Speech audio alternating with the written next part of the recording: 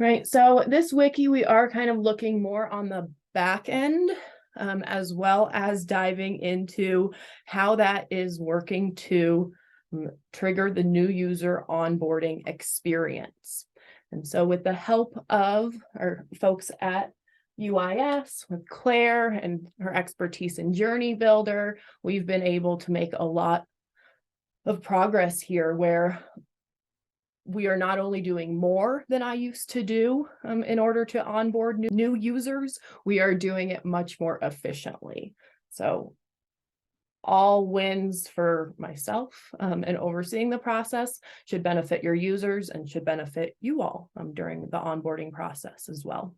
So my hope is today, with getting further exposure with this process, one, we can highlight all the work we've been doing behind the scenes, but two, we can showcase some opportunities where we might be able to further customize this new user onboarding, knowing that that experience is a little different depending on what eComm specialist might be supporting them. Right, so in this wiki, we do reference a different wiki that we went through somewhat recently about the overall monthly process and deadlines that are required, but much more the eComm specialist process, that you need to get those in by the end of the month in order to get people provisioned the next month. And they have to have their Skillsoft courses done, things like that. So any questions there, that would be a good wiki to reference. But like I said earlier, this is more going to walk us through their experience once they actually get access to the tools. And so just a couple of notes here, as we'll see, and definitely focusing on this area because there's room for you all to customize this, as I'll mention towards the end, that we have a eComm specialist footer at the bottom of each email. So we'll talk more about that. And then the journey below also encompasses 7 additional resources, and that takes about 7 months, I believe, of onboarding. And so we do not share all resources with all users, meaning if someone's getting access to Cvent only, they don't need to see Marketing Cloud resources or vice versa. So there is a shorter new user onboarding journey that's only about 5 resources if folks are only getting access to one of the tools.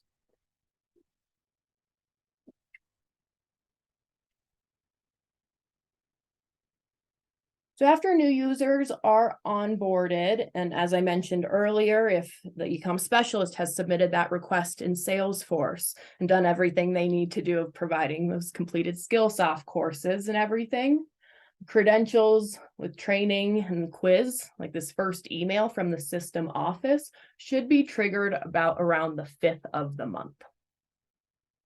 And the nice thing about these as well within the journeys is that we've been able to CC our eComm specialists on those messages so that you're aware when folks do have access. And I do have a note on here as well that users do need to go ahead and complete the quiz with the email address indicated. And that can hinder some of the automation behind the scenes, right? We need to match on that email address. So we do have added in here within the quiz information. It's blurred out on this email, but they should be using that email when completing the quiz. So hopefully that mitigates that issue that I know has come up a couple of times.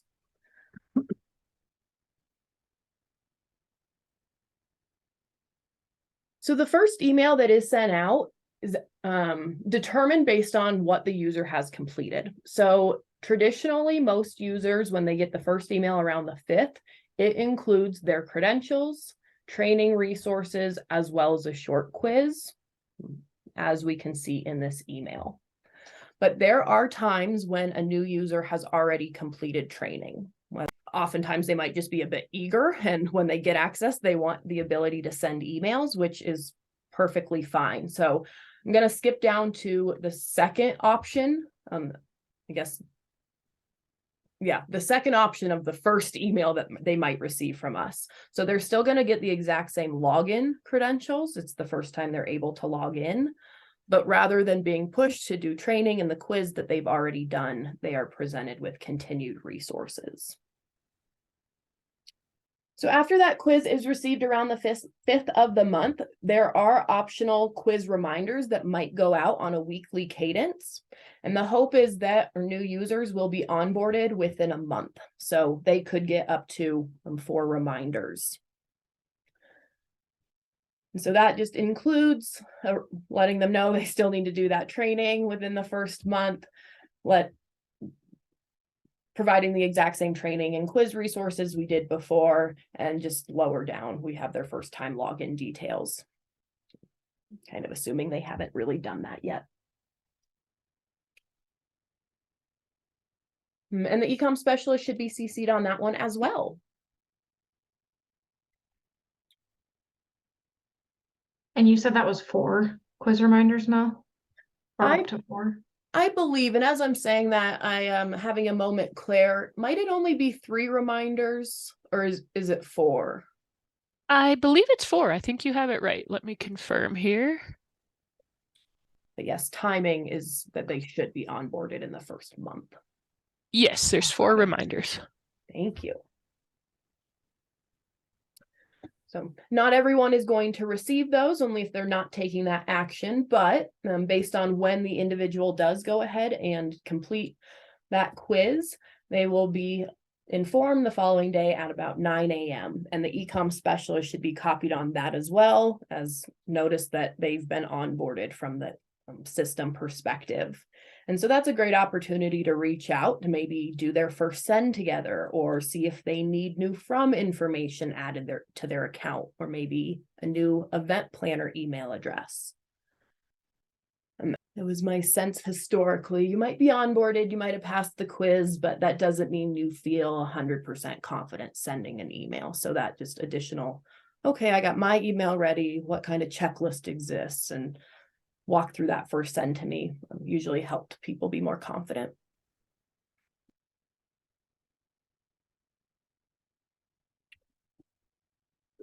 So after that point, previously to this journey, this is where we really start getting into the space of emails that I had never sent before. We've had so many resources on our eComm wiki that we've pushed out historically, but we just kind of like, once you pass the quiz, you're good. And we all know that's not true. Education is always ongoing. So these additional resources, well, the first one kicks off about 14 days after the previous email, so they can send emails. And then we're just looking at good resources for new users, like checklists and quick guides. So I think these are often overlooked, or again, perhaps we haven't been good at promoting them. So my hope is these are things individuals can print out and be more successful and confident with.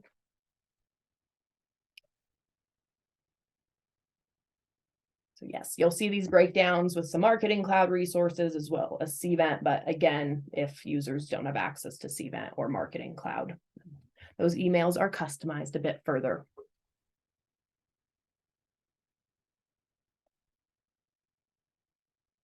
As we move into our additional resources, tried to be pretty topic focused, and again, building on kind of prioritizing what's they should be layering on.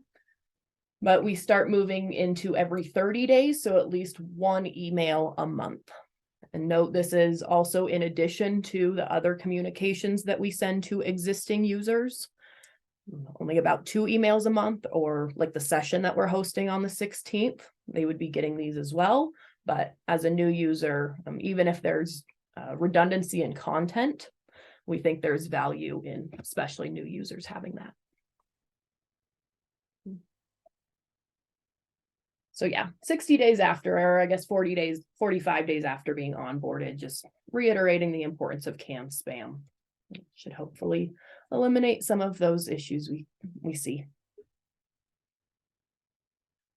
I won't go too far into these. You all obviously have access to this wiki and can look at all of these resources. Going into 4 around design, elements like that.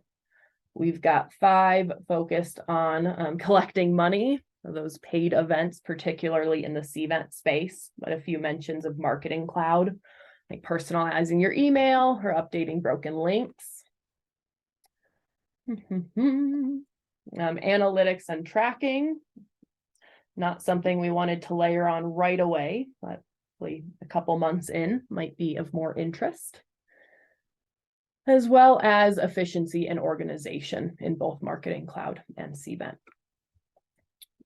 So I will not belabor the content there. If anyone does have edits or thoughts on, oh, I really thought you would have mentioned this a couple months in, I would love that feedback, but don't feel compelled to do so, because I'm going to ask you for feedback in a more customized area in a moment. But before we dive in, and Claire, I'm hoping you are ready. I should have given you a little bit more of a runway. But I'd like her to give us a little bit of a sneak peek on the back end of the journey that is running all of this. And we do have some screenshots within this wiki to look at, but Claire and I both struggled on how to showcase this, given just how vast it is. It is very complex, but we've done our best to try to showcase an overview here. So before I hand it off to her, I will just say thank you for doing an incredibly robust journey. One of the first that we asked you to do, and kudos for making it happen. Hey, thanks, Mel. And thanks for the idea. It was an awesome idea, and I'm glad we could make it work. So I'll go ahead and share my screen if you don't mind. Yeah, steal the ball. Alrighty.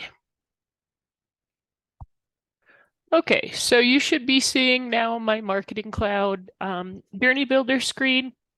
As you could see on those screenshots that Mel was displaying, it's a pretty big journey. This is the whole thing zoomed out. Everything down in this bottom area here, it looks more intense than it is because these are just the quiz reminders on that bottom path. So I'm going to give you guys a quick walkthrough of what's going on here, but there's a lot of different elements happening. So if anyone has questions on one specific decision split or email, feel free to speak up and I'll address that specifically.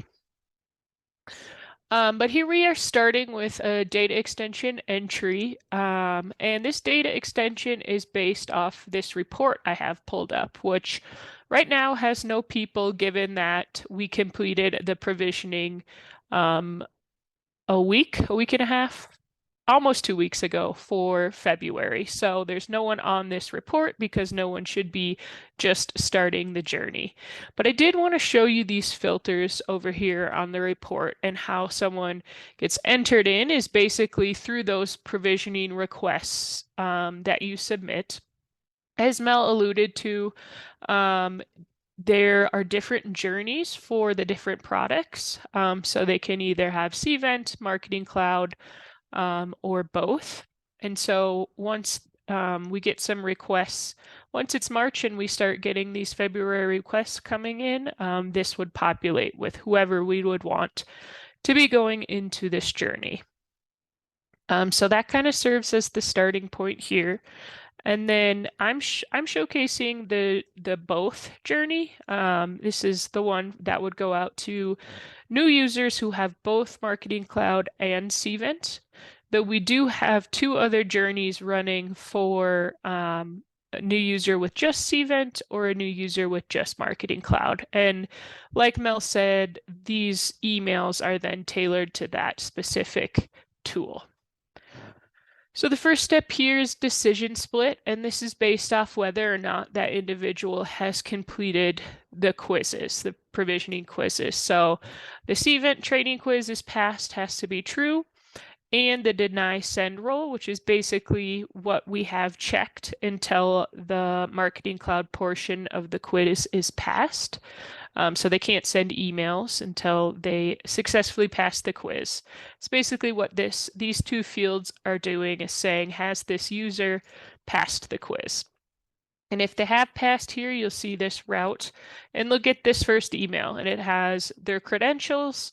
And that was the first email, the first option of the first email that Mel was displaying. that kind of has their credentials and some resources, but they've already passed the quiz, so they don't have the whole portion on the taking the quiz and what that entails. I was hoping this would load. Oh, there we go. So I could show you, as Mel mentioned, you do get CC'd as the eComm specialist. So you'll see here in these advanced options, I have this AMP script for eComm Specialist 1 and eComm Specialist 2. So that's all based off the license within Salesforce, within the license fields within this Salesforce view in terms of their campus and those emails that are associated with each campus. After that, you go down the resources path. You can see those 6 different emails that Mel was referring to here. So there's an initial wait step so that we give them some time to adjust to the tool, and then they'll get the first email, wait a month, next email. And before each of these, we're checking to make sure, nope, they haven't been deprovisioned. They still have Marketing Cloud and cVent access here. You'll see that go all the way down to the end here. Oh, I'm sorry, 7 resource emails here. And then they'll exit the journey. So that's kind of the most straightforward path. If someone has been granted access and has already passed both the quizzes, they'll go right down this resource chute here up top. Now the bottom, like I mentioned, is all about reminding users to take the quiz. So you'll see this is titled the not passed route, and they will get that version of the email that has the reminder on how to take the quiz. And then all of these offshoots here that you see are basically checking if the user has passed the quiz every day. So this decision split here just looks at the same logic I was referring to up above. And if they still haven't passed, they will continue down this not passed route here, keep checking, and they can get it up to 4 reminder emails that you see here. That's basically the whole bottom of this trail here is all reminder emails.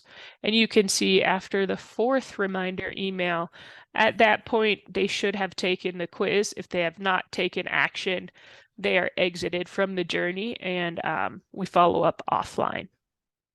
Hey, Claire, quick question. Yes.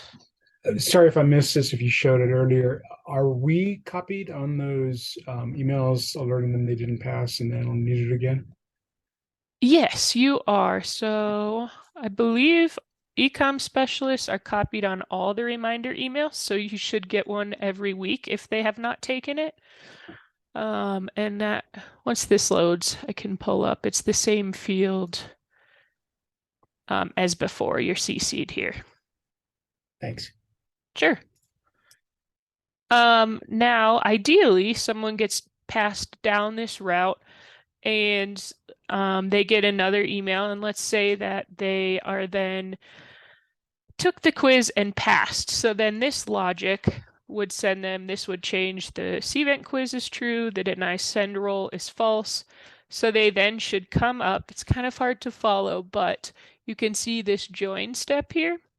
And all of these joins route back to the same spot, basically saying, okay, you have now passed, bring you back up here, give you the kind of congratulations, you passed email, and then they are routed back up into the resource emails, like everyone who passed immediately were. So anyone who passes before that 4th week reminder is then routed up into the resources. So it's kind of how this journey works. Obviously the goal is twofold, either first off, getting people to pass the quiz and reminding them so that you are not, as mechs and us on the eComm team, are not having to do that manually. But then also, like Mel was mentioning, providing some more robust resources after that quiz is passed. So I know it looks overwhelming at first, but let me know if you have questions or want me to zoom in on any part of this journey. And that was a question I had for Claire at one point. I was like, well, wait, where'd the people go? What do I do? How do I know if they did the right thing? And then I had the revelation around, oh yeah, that's why we have our dashboard for new user onboarding. And we check, are they recently provisioned and not onboarded? Are they recently provisioned and successfully onboarded?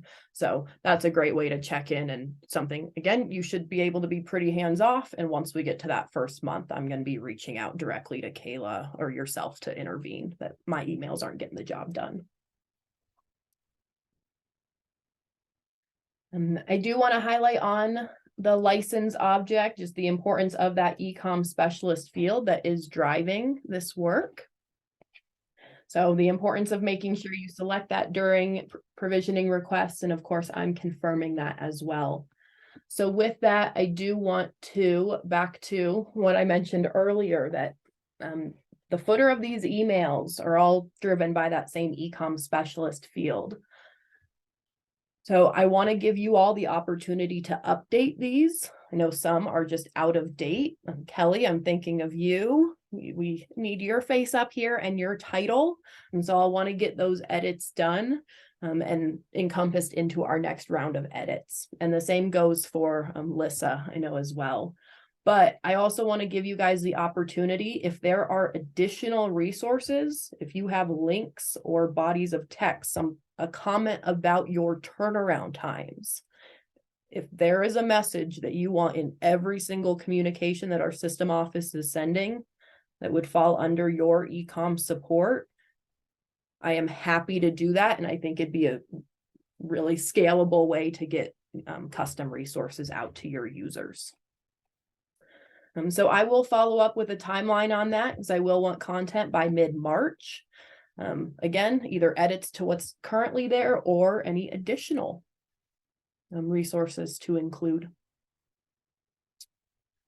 I'm going to go ahead and pause there. I know we only have about a minute left, but do we have any questions right now?